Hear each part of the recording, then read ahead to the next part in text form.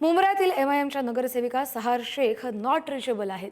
जात प्रमाणपत्र वैधता प्रकरणावरून सहार शेख अडचणीत सापडल्यात। नगरसेविका सहार शेख आणि त्यांचे वडील युनुस शेख गेल्या काही दिवसांपासून मुंब्र्यात देखील नसल्याची माहिती मिळते आहे। नगरसेविका सहार शेख जात प्रमाणपत्र वैधता प्रकरणी सिद्दीकी फराज शबाब अहमद या तरुणीकडून तक्रार नोंदवण्यात आली आहे।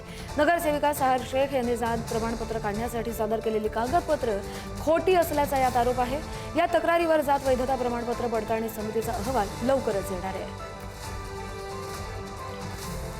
कैसा हराया असं विजयानंतर भाषण केल्यानंतर ही सहार शेख चर्चेत आली। मुंब्र्यातील एमआयएमच्या नगरसेविका आहेत या।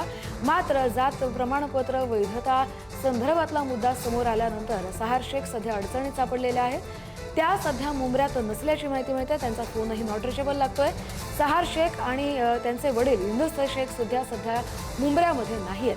नगरसेविका सहार शेख यांनी जात प्रमाणपत्रासाठी जी कागदपत्र दिली होती ती खोटी असल्याचा आरोप करण्यात आलाय आणि जात वैधता प्रमाणपत्र पडताळणी समितीचा अहवाल लवकरच येणार आहे। त्यातून नेमकं हे प्रकरण कुठे जातं हे कळणार आहे।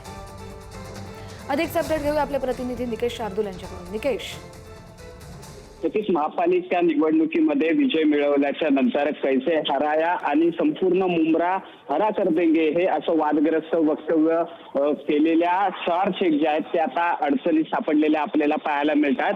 निवडणुकीमध्ये त्यांच्या विरोधात उमेदवार म्हणून उभ्या असलेल्या अजित पवारांच्या राष्ट्रवादीच्या सिद्दीकी फराज शबाब अहमद यांनी त्यांच्या विरोधात त्यांचे सहार शेख यांची कागदपत्र जे आहेत, जात प्रमाणपत्र जे आहेत ते खोटी असल्याची तक्रार दाखल केलेली होती आणि त्यानुसार जो काही तपास केला, जी काही कागदपत्र जी सबमिट केली गेली ती सर्व कागदपत्र जे आहेत ती खोटी असल्याचा दाखला जो आहे तो आता तहसीलदार कार्यालयातनं देण्यात आलेला आहे। मात्र यावरती बोलण्यासाठी सहार शेख आणि त्यांचे वडील जे आहेत युनुस शेख हे या मुंब्र्यामध्ये नाहीये। त्यांना फोन केले जात आहेत, मात्र त्यांचा फोन देखील जो आहे तो नॉट रिचेबल लागतोय आणि काही जर कोणत्याही प्रकारचं उत्तर जे आहे ते सहार शेख आणि त्यांचे जे वडील आहेत युनुस शेख यांच्याकडनं दिलं जात नाहीये। त्यामुळे आता या संपूर्ण प्रकरणाकडे कशा प्रकारे बघितलं जात आहे किंवा काय या नेमकी पुढे कारवाई होते हे पाहणं महत्वाचं असणार आहे। पण सहार शेख यांचं जे काही नगरसेवक पद जे आहे ते कुठेतरी आता धोक्यात असल्याचं सध्या तरी पाहायला मिळतं। नक्कीच धन्यवाद निकेश, तुम्ही दिलेल्या सविस्तर अपडेटसाठी।